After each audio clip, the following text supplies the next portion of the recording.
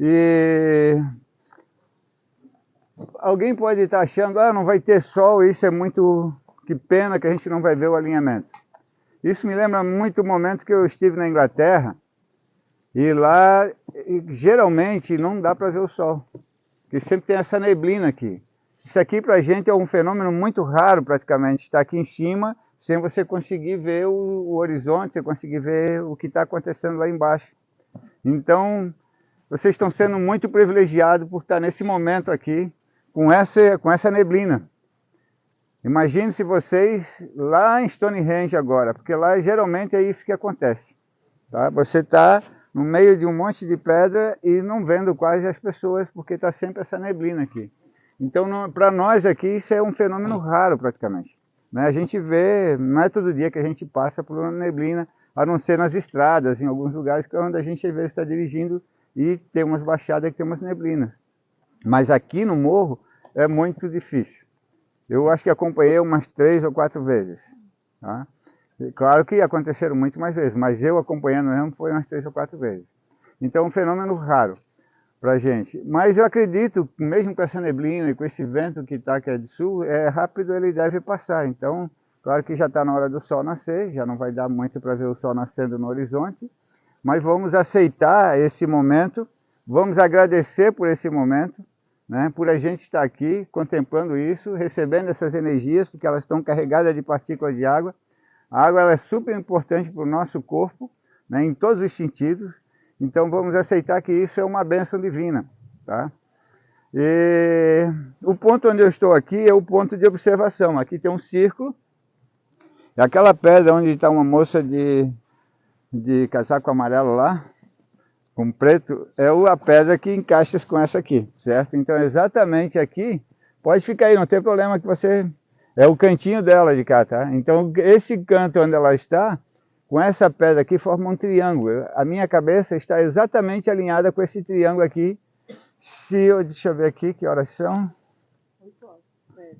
6h11, o sol já nasceu, tá?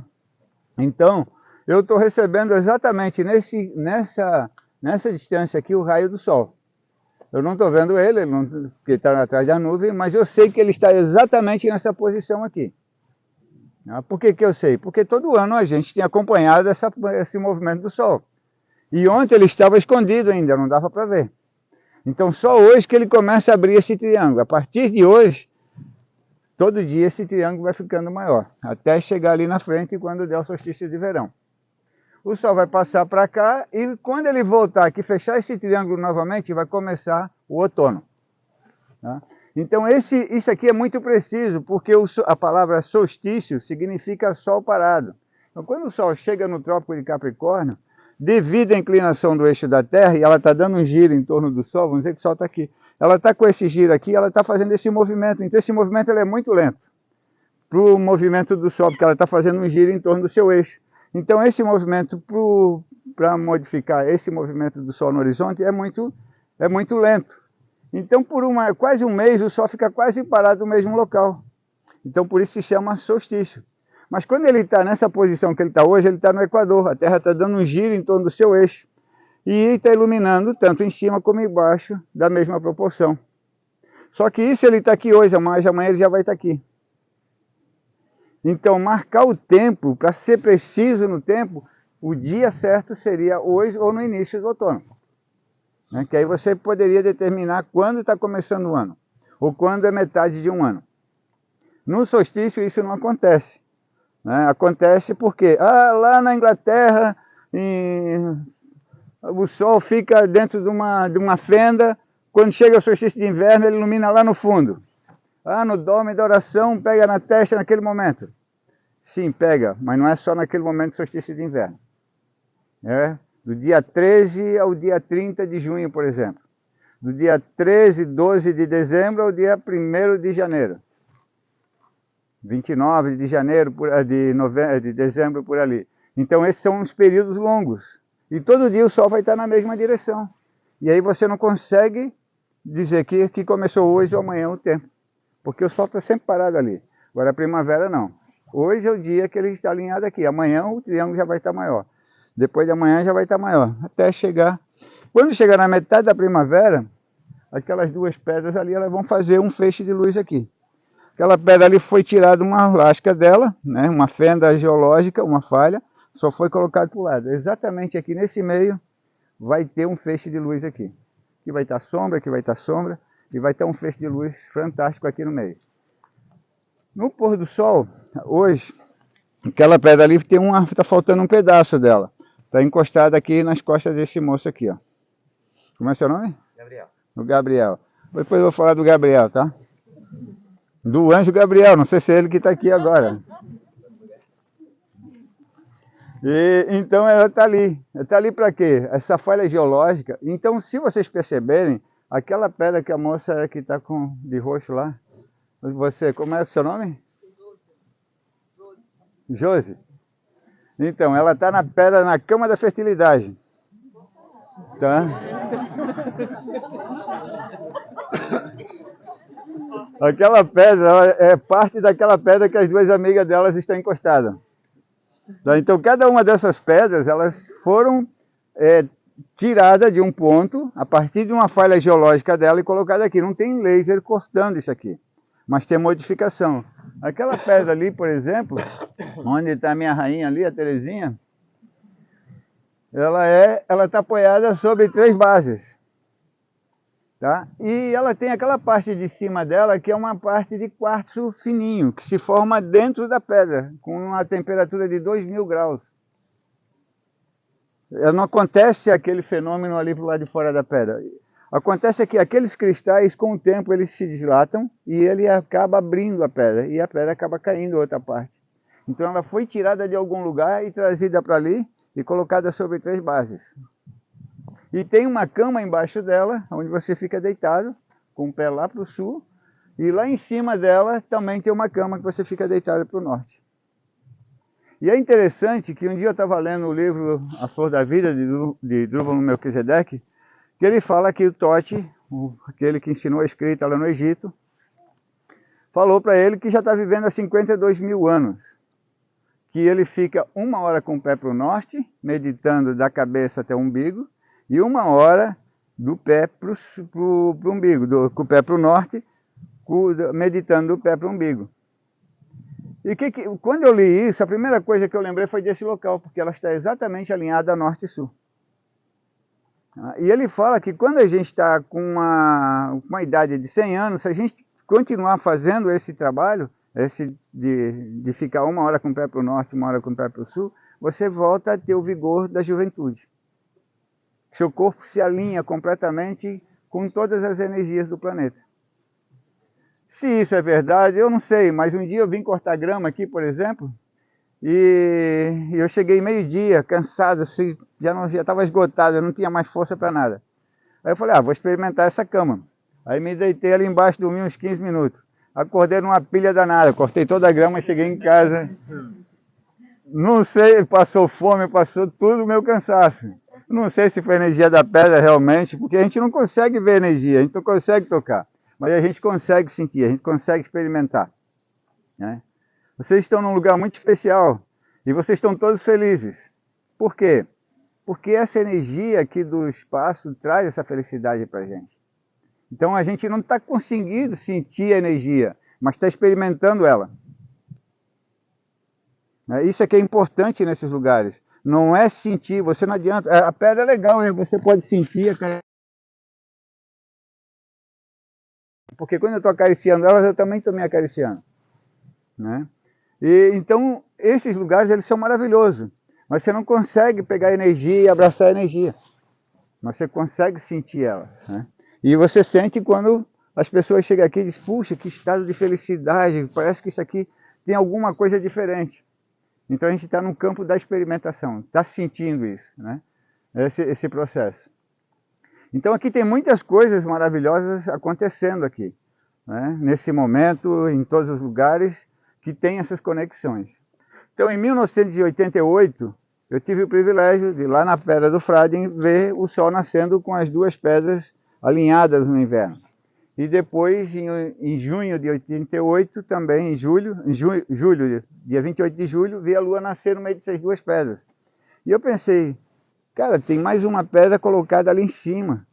que eu sempre, quando era criança, que passava para a Galheta, eu sou um pescador, pescava aqui embaixo na Praia da Galheta, né? Então eu passava, ficava olhando para aquela pedra em cima de outra pedra, em pezinho assim, como é que aquela pedra foi parar?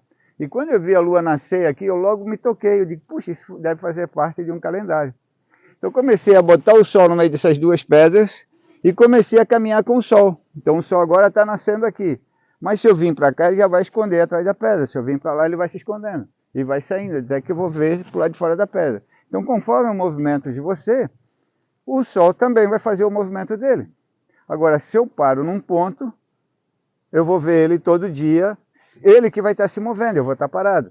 Então, se eu quero ver ele todo dia aqui, todo dia eu tenho que vir para cá, dar um passo agora, até chegar o solstício de verão e eu estar lá na frente. Se eu quero ficar aqui, eu tenho que esperar esses 3 meses passar para chegar o sol nesse lado de cá. Certo que ele vai ficar atrás dessas pedras. Então eu fiz isso com o sol, vim caminhando com ele. E acabei descobrindo nos fundos da nossa casa uma pedra, que ela está apoiada por 3 pedrinhas embaixo. Foi tirada uma lasca também do lado dela e colocada em cima, onde eu consigo ver o sol nascer aqui no meio dessas pedras no solstício de verão. Quando tu diz tirar uma lasca, quando eu digo tirar uma lasca, eu não sei quem foi, porque se eu estava aqui eu esqueci. Não, mas tu acha que foi um ser? Foi um ser. Foi um ser. Que ser, que tipo de tecnologia, de conhecimento, essa coisa eu não posso explicar para vocês. Como eu falei, eu estava dormindo, eu não vi. Né? Então, assim, ou então eu peguei no sono e até agora estou dormindo e não consigo me lembrar. Né? Que eu acho que é uma das coisas que acontece com a gente, depois eu vou falar um pouco a respeito disso. Mas eu sei que essas pedras foram modificadas. Aquela ali tem uma falha geológica que não se percebe muito isso. Mas por esse feixe de luz eu sei que aquela falha foi aberta exatamente para marcar o cantinho dela com aquela fenda. Aquela ali está faltando um pedaço que o Gabriel está encostado, que eu sei que está ali. Aquela que a moça está na cama da fertilidade lá, cuidado, tá, moça? Eu sei que ela foi tirada daquele outro lado, porque se você olhar para a pedra e olhar para a formação do outro do lado, você vai ver que ela pertence ao local. Então ela pertence ao local, não tem como dizer que essas pedras não foram trabalhadas. Então cada uma dessas pedras aqui tem feixe de luz. Então a partir desse momento eu descobri essa plataforma em fundo de casa, parei e o sol começou a transitar. Ele passou aqui, só que ele passou um pouquinho para o sul e ele foi para lá. Aí eu subi aqui no morro e encontrei o Dome da Oração, escondido no meio do mato, só aparecendo a tampinha dele. Eu comecei a limpar em volta do Dome da Oração e comecei a perceber que tinha alinhamento do sol ali também, que o sol nascia no meio da ilha, no solstício de verão, no canto do morro, que dava um feixe de luz por baixo dele.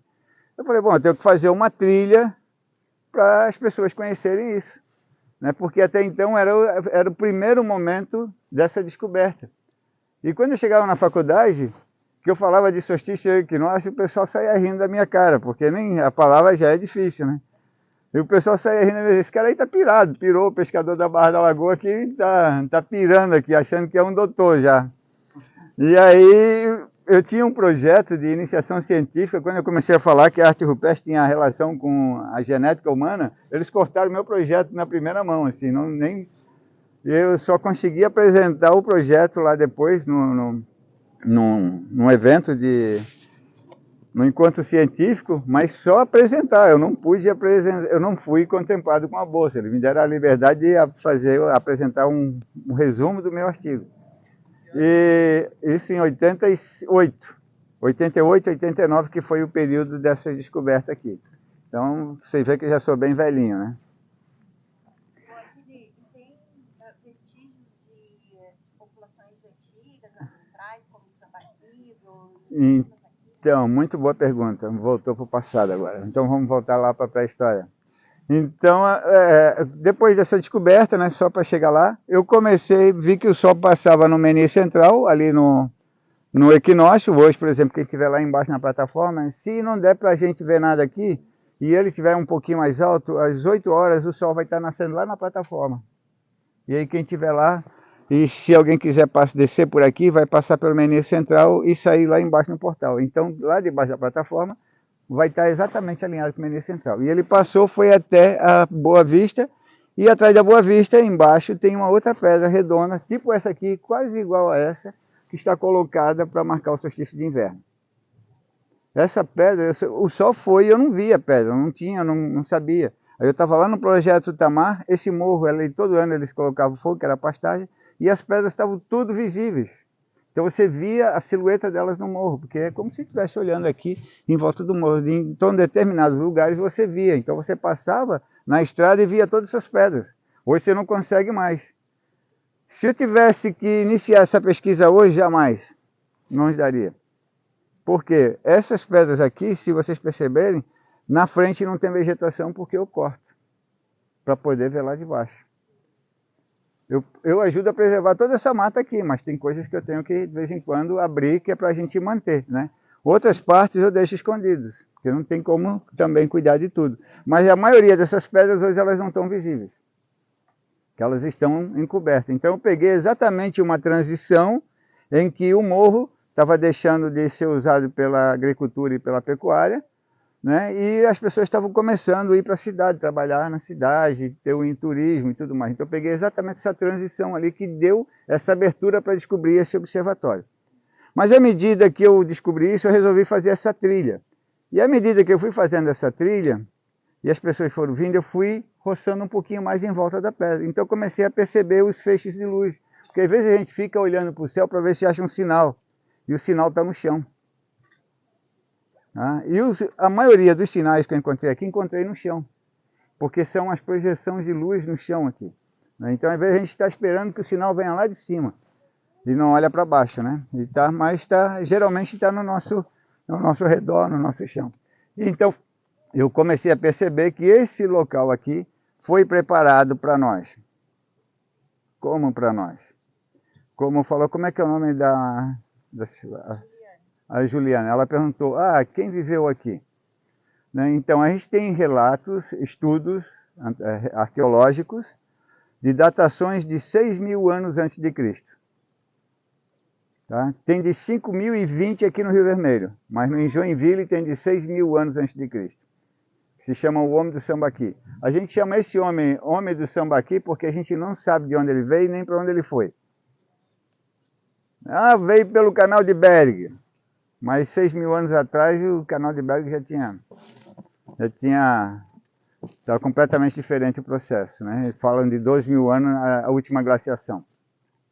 Então 6.000 anos para cá esse homem se estabelece aqui e ele forma um grande monte de concha. E aí tem uma sabedoria nisso já, porque a concha que eles usaram para formar o sambaqui, ela alcaliniza o solo.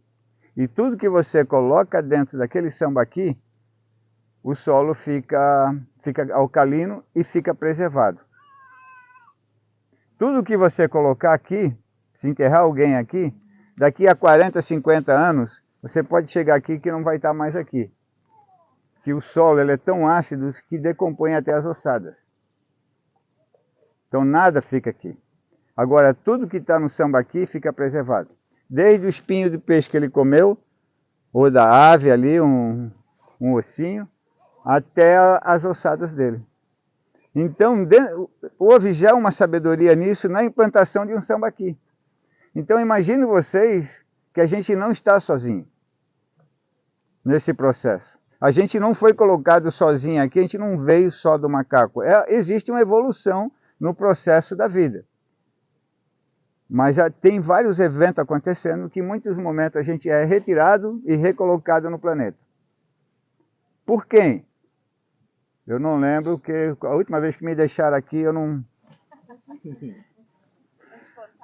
me contaram, né? Então, eu acho que eu estava dormindo também, não vi a hora que eles me deixaram. Igual as criancinhas numa cestinha, assim, né? E aí, bom, eu acredito nesse processo de que a gente vem sendo acompanhado, a humanidade vem sendo acompanhada. Tanto é que Moisés abriu o Mar Vermelho com cajado. Mas de dia tinha uma coluna de fumaça e de noite tinha uma coluna de fogo. Ele tinha alguma coisa acima da cabeça dele que estava ajudando ele. Aquele povo estava sendo ajudado por alguém que estava um pouco acima. E talvez num biosatélite, numa nave, sei lá. Cada um vai imaginar o que quiser. Mas eles estavam sendo ajudados. E a humanidade passou o tempo inteiro sendo ajudada. A gente pode ver isso com os incas, pode ver com os maias, pode ver com o pessoal da Ilha de Páscoa, pode ver com todo mundo. Nunca nós estivemos sozinhos no planeta. Sempre a gente foi ajudado por alguém. Há uma força externa ajudando a gente. Por quê? Você coloca um filho, você casa, tem um filho, você vai chegar e botar na faculdade e nunca mais vai buscar ele? Não vai dar mais atenção para ele? Não, você vai ficar primeiro nos primeiros passos, levar no colégio, trazer, depois ele vai crescendo. Quer dizer, até ele pegar, aprender a ir sozinho, o caminho ir sozinho, e depois ele vai fazendo a vida. Mas ele precisa ser ensinado. E nós somos criancinhas. Nós estamos sendo ensinados. E agora, a gente, depois de passar por todo esse tempo, a gente também já está aprendendo a andar sozinho com nossos próprios pés. Porque existem influências externas também dos astros. Existem zonas de consciências também, que depois eu vou tentar falar para vocês dessas zonas, tá? Então, esses homens do Sambaqui, que viveram aqui, desapareceram 1000 anos depois de Cristo, a gente não sabe para onde eles foram, nem como. Existe um monte de teorias, né, de que esses homens tenham sido assimilados pela cultura do interior e eles têm vindo para cá. Existe teoria de que eles tenham sumido por uma epidemia, alguma coisa, mas ninguém nunca conseguiu descobrir como é que eles sumiram há 1000 anos depois de Cristo. Aí depois vem um índio de Tararé para cá, e aí começa a habitar o Sambaqui e a trazer a cerâmica já, que esse homem aqui não tinha nem cerâmica. Para mim, foi o homem mais inteligente do planeta Terra. Ele conseguiu viver 6.000 anos nesse espaço aqui, sem modificar o meio ambiente. A única coisa que ele modificou foi fazer o Sambaqui. A única coisa. O resto, ele não mexeu na lagoa, ele não mexeu no rio, ele não mexeu na mata, ele não domesticou animais até hoje, ninguém encontrou vestígios de domesticação de animais. Não tem ossadas no Sambaqui que mostrem que os animais têm sido domesticados. Não tem vestígio de alimentação no Sambaqui que mostre que eles têm sido domesticados. Eles viviam realmente num paraíso, tinha tudo para eles. O banco era esse aqui, a geladeira deles era esse aqui. Então, esse povo foi muito inteligente. Muito inteligente. E a partir daí, eles desaparecem, a gente não sabe, e vem esses outros povos que a gente, quando vem da Europa, chega aqui e encontra com eles e a gente diz que eles eram os homens sem alma. E aí a gente começa todo um outro processo civilizatório. De onde vieram? Hã? De onde será que eles vieram? Eles quem? Esse, O homem do Sambaqui? A pergunta continua lá naquele campo lá. Depois que chegou depois de... O do Sambaqui, eles vêm do interior do estado aqui, né? Das serras. E o índio Guarani, ele vem lá da Amazônia, passando lá pelo Rio da Prata, para aquela região, e ele chega aqui em Florianópolis já quase junto com os colonizadores. Tá? Então, nós temos 3 levas de povos aqui. Temos primeiro os sambaquianos, depois os índios itararés, que são os xoclengues e os caigangues, e nós temos o Guarani, que chega com a gente aqui. O Guarani ele é quase que um colonizador igual o europeu. Ele vem colonizando. Tá? E quando o Guarani era interessante, que eu acompanho, ainda ontem a gente estava com o coral deles aqui, eu acompanho a vida deles. Quando eles vão dividir o grupo, eles pegam pessoas de várias partes, de vários grupos, de várias aldeias, e montam uma nova aldeia. Só que eles não abandonam a aldeia. Então por isso que falam que existia um caminho de Pé-Biru, que nos levava até lá. Por quê? Porque eles vieram colonizando, eles nunca abandonaram a aldeia do passado. Eles sempre continuaram indo e voltando. E cada vez que se abre uma aldeia na frente, se abre um caminho. E eu volto para cá. Então, se alguém falou para vocês que existe um caminho que liga a gente com o Peru, com o Chile, com outros lugares, com o Oceano Pacífico, é verdade. Porque esse povo veio colonizando. E eu venho acompanhando isso. Eles saíram do Morro do Cavaleiro para Biguaçu. Mas veio gente lá de Porto Alegre, veio gente lá do Uruguai, veio gente de vários lugares para fazer essa beira em Biguaçu. Eles abriram uma lá em Major Gercino, foi gente de Biguaçu, de todas as aldeias, e eles continuam. Só que eles têm? Eles têm um local especial na aldeia, que é para o visitante, para o parente deles. Então, quando eu chego na aldeia, eu já tenho meu lugar especial. E eu posso ficar ali quanto tempo eu quiser. Diferente da gente, né? Que a gente fecha a porta para ninguém entrar, né? E eles não, eles têm um lugar especial. né, para ficar ali com eles um tempo, né? E aí depois eles vão. Então eu não vou entrar nessa trajetória, que eu já fiz vários acompanhantes, porque tem um casal que acompanha que dizem, agora eu estou aqui em Maruí, não, agora eu estou aqui em Beguaçu, agora eu estou em Major Jacino, me manda uma ajuda aí para mim, eu estou sem gás, eu estou aqui na Pinheira, eu estou sem não sei o que, eu preciso. Então eu acompanhando esse casal, eu sei quantas vezes eles já se mudaram de aldeia. E todo lugar que eles chegam, eles são bem recebidos. Com todos os defeitos deles, mas eles são recebidos, bem recebidos, tá? E voltando um pouco para cá, trazendo um pouco, a gente se situando um pouco no tempo que a gente está, então aqui tem algumas medidas também que remetem a profecias. E quando a gente fala de profecias, a gente está falando de que alguém no passado conhecia o nosso tempo do futuro. Por isso eles prepararam essas pedras para a gente. Como é que isso aconteceu também não sei, mas eles conheciam, porque a gente consegue ver esses processos estudando esses observatórios. Em 2006 eu fui convidado para ir pela Academia para Ciências Futuras para ir visitar um sítio megalítico lá em Calçoene, no Amapá. E eu cheguei no sítio, ele estava o primeiro dia que eles iam começar aquela escavação, inclusive começaram exatamente nesse dia. Então contrataram a equipe de arqueólogo lá, e fui eu e um outro membro da Academia para Ciências Futuras acompanhar esses arqueólogos. E a gente iniciou ali o trabalho, no outro dia ele chegou final de tarde e eles, olha, vamos voltar para o hotel. Eu falei, não, eu vou ficar aqui. Mas como? Eu digo, não, eu vou ficar aqui, eu vou dormir aqui. Eu levei uma rede de selva, eu instalei ela em duas pedras lá e me deitei. E aí eles, mas sozinho tu vai ficar no meio dessa mosquitada toda? Eu digo, tem protetor solar? Tem, então me dá o protetor solar. Enchi, me engruvinhei de protetor solar, o mosquito chegava e aterrissava e ficava já, nem conseguia sair dali, né? Então fiquei 3 dias ali naquele sítio, 3 noites observando. E o céu começou a se abrir para mim. E ontem eu estava falando aqui uma coisa, que dentro da Academia para Ciências Futuras, o Dr. Ruta, que ele ensinou que a gente pode mantrar nomes divinos, né, nomes sagrados, né? E esses nomes, eles têm grande poder sobre o nosso corpo, sobre a nossa mente. E um desses nomes é Urim Tumim. Urim, Tumim, que significa luz e perfeição. Que são também os peitorais que os sacerdotes usavam nos templos para receber, com gemas de cristais, para receber revelação ou interpretar documentos.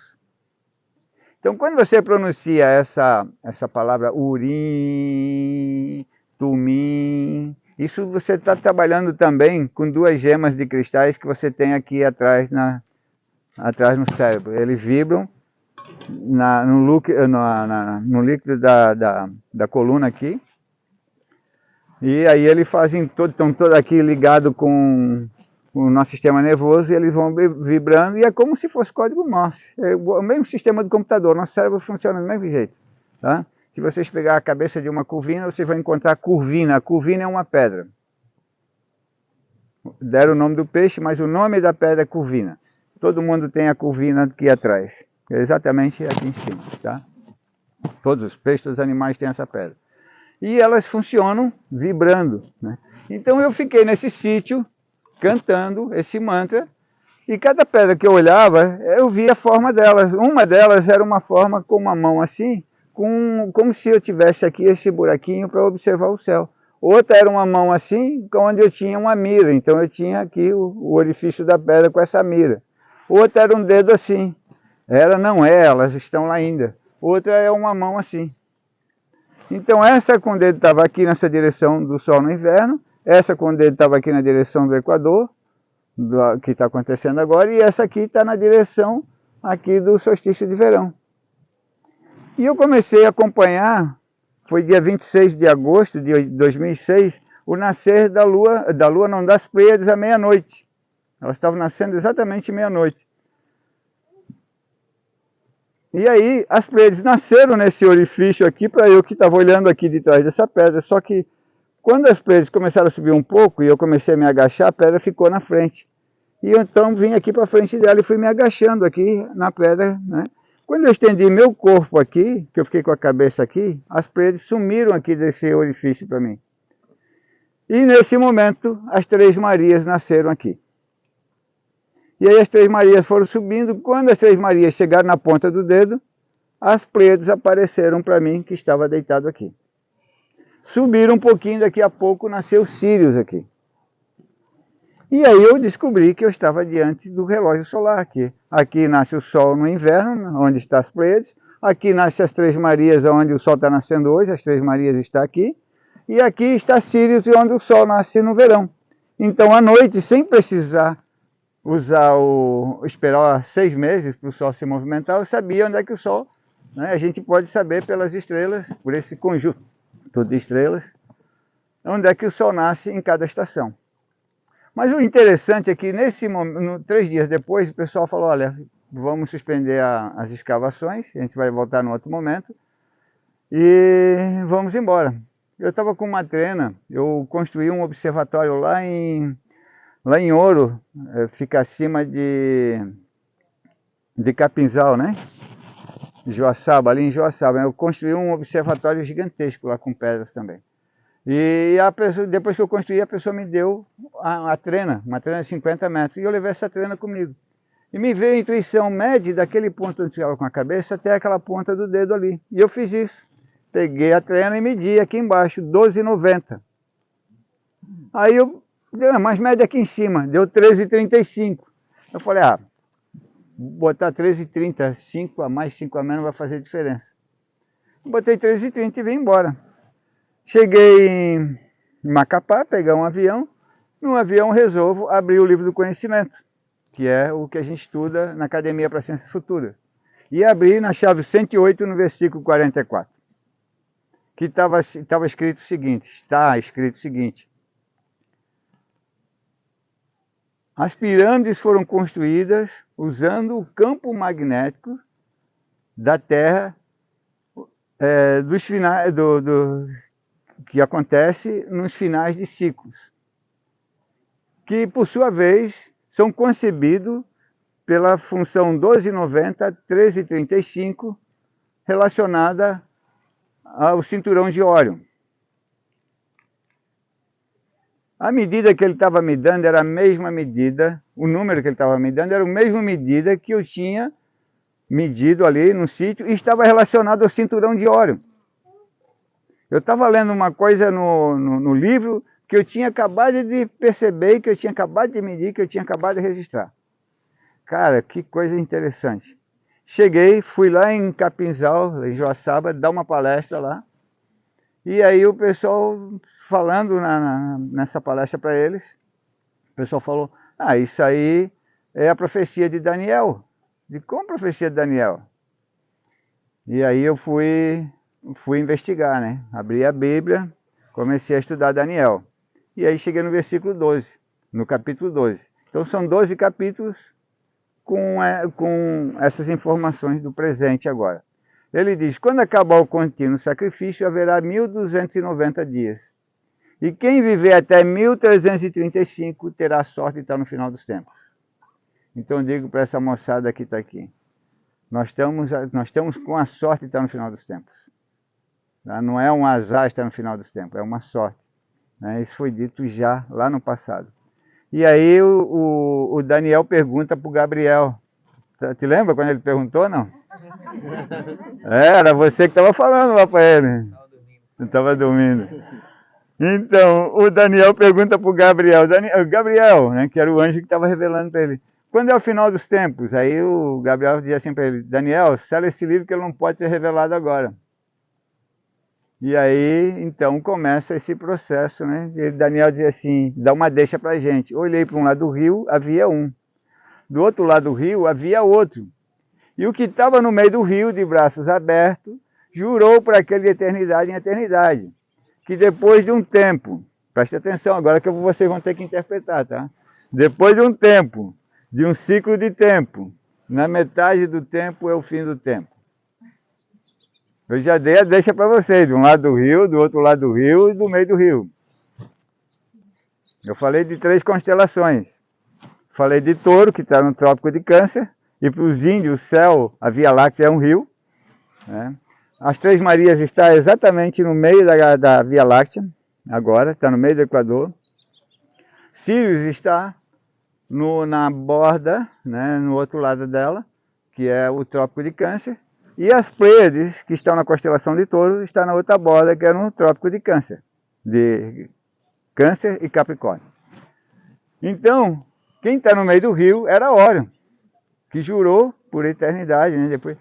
E o que é um ciclo de tempo? Alguém aqui já viu falar de era?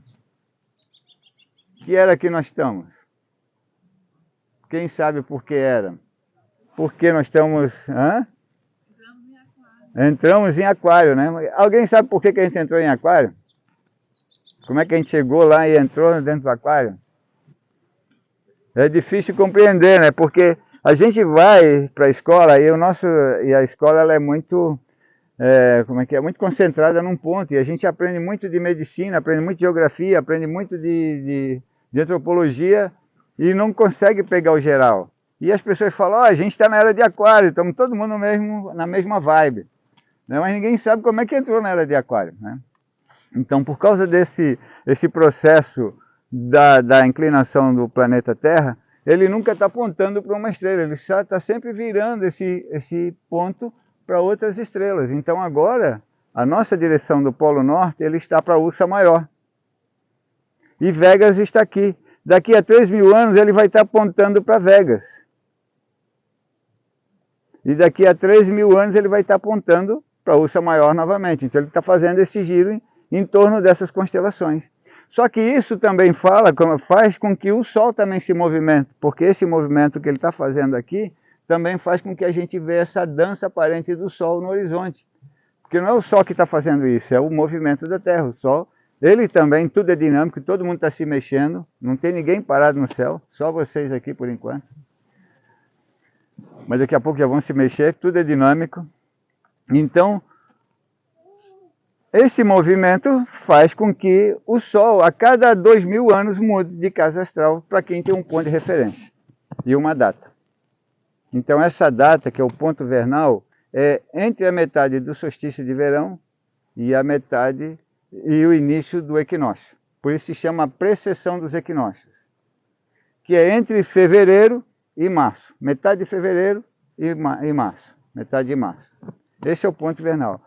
A casa em que o Sol se encontra naquela época é a era que ele está regendo. Quem é aqui do signo de Virgem? Lamento informar que você é de Leão. Porque o teu signo foi feito, o nosso signo foi feito há 2.000 anos atrás, o Sol estava em Virgem.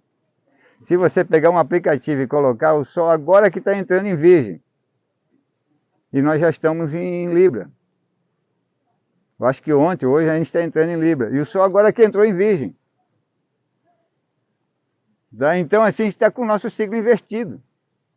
Não que a gente não tenha influência dos signos, dos astros, não, a gente tem. Só que a gente não corrigiu. Quem aqui trabalha com sincronário Maia? Sincronário da Paz? Opa, parece que aqui não tem ninguém. Também todo mundo está trabalhando com sincronário Maia sem corrigir. Porque o dia fora do tempo foi dia 3 de julho, quando a lua cheia chegou aqui no máximo. E eles comemoraram dia 25, que é uma data padrão do calendário gregoriano. Então, assim, se a gente não corrige o nosso tempo, a gente também fica percebendo coisas diferentes. Bom, o que acontece com isso? Esse processo aqui, né, de ver essas constelações, eu comecei a perceber que existem zonas de consciência. E cada época dessa é representada por um arquétipo. Vamos voltar para 5.000 anos atrás. 5, 6.000 anos atrás. Nós estávamos aqui com o homem do Sambaqui no hemisfério sul, que não estava sendo influenciado por essa cultura, por esse processo. Mas lá, o nosso processo civilizatório, que traz esse nosso desenvolvimento, que a gente chama de desenvolvimento tecnológico humano, estava começando no Egito. E como é que as pessoas eram tratadas naquela época, a maioria? Um pouco que tinha conhecimento e outra parte não tinha conhecimento. Eles tinham o olho tapado. E eles trabalhavam como escravos. Que era que nós estávamos nessa época? Há 6.000 anos atrás, se a gente está entrando em aquário agora, há 2.000 anos atrás estávamos em peixe. Há 4.000 anos atrás, a gente estava em Áries. Há 6.000 anos atrás, a gente estava em touro. Como é que a gente faz um touro trabalhar? A gente dá uma surra nele, põe uma venda no olho, põe uma canga e bota ele para arar. Isso é que a gente faz. E depois o animal se acostuma, entra numa zona de conforto, você coloca a canga e não precisa mais bater nele. Bate uma vez, duas, pronto. Como é que você faz um cavalo, qualquer animal que você quer domesticar? Você faz a mesma coisa, né? Então depois, igual uma criança, a gente bate na bunda e diz, olha, faz isso aqui e não mexe mais. Né? Mas esse é o sistema de educação que a gente teve, nossos primeiros passos. E a primeira zona de consciência. Então as pessoas trabalhavam, tinham o olho fechado, e o faraó, que tinha um conhecimento, tinha um poder. Então quando o Sírius nascia pela primeira vez de manhã, o sacerdote dizia para ele, ó, baixa um decreto aí mandando o rio Nilo encher.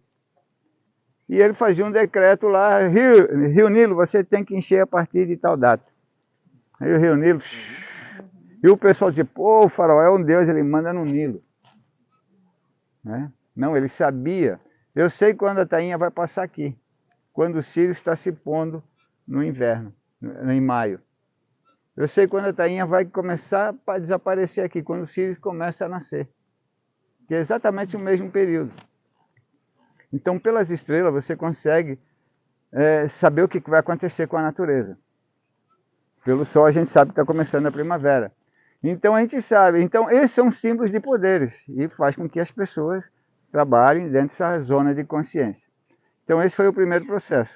Bom, tinha uma profecia que dizia que que alguém iria libertar aquele povo que tinha sido escravizado no Egito.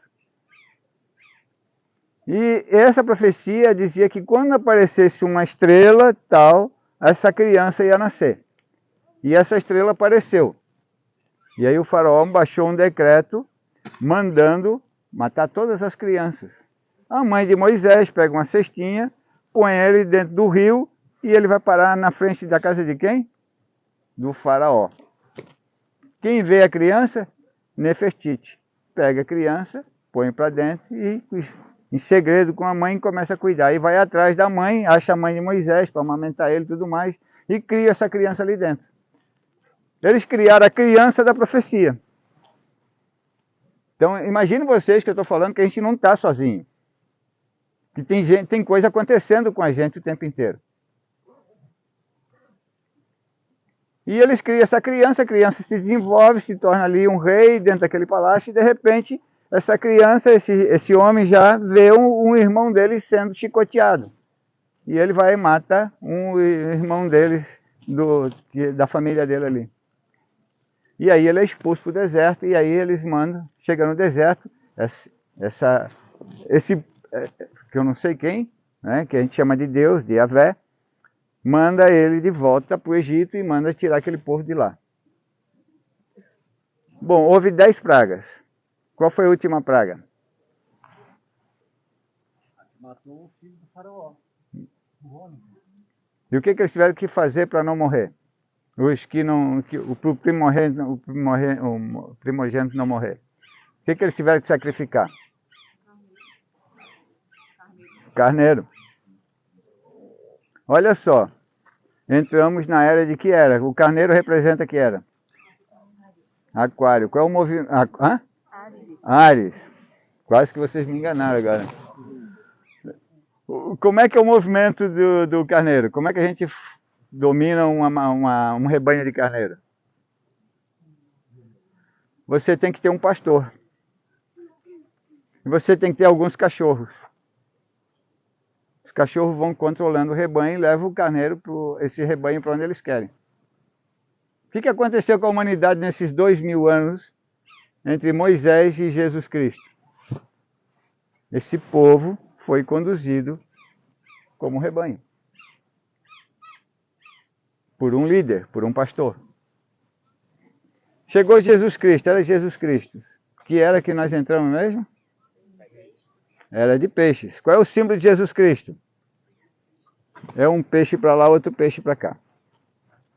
Por que os peixes estão em sentido antagônicos? Porque peixe não tem líder. O que está na frente é o líder. Mas se o de trás volta, todo mundo volta. Então, o movimento do peixe é para todos os lados. Mas tem uma coisa, quando o peixe é atacado, ele se divide em cardume. O que aconteceu com a sociedade durante esses 2000 anos? Cada um foi se dividindo dentro da sua frequência, dentro da sua ideologia, dentro do seu sistema político, dentro do seu sistema econômico. E a gente cada vez mais foi se dividindo. Mas esse movimento também é muito antagônico, porque você tem um movimento de direita e esquerda. Que é o que a gente vive hoje, na atualidade, que é o final desse processo. A gente está assim nesse processo, brigando um para outro, para cá. Um não quer ouvir o que o outro quer falar. Todo mundo tem razão, mas ninguém quer ouvir o que o outro quer falar. Porque esse fulano aqui é melhor e esse ciclano aqui é melhor. Pronto. Então esse é um movimento. Quando é que a gente se junta? Quando é que o peixe se junta? Tudo de novo? Não. Não.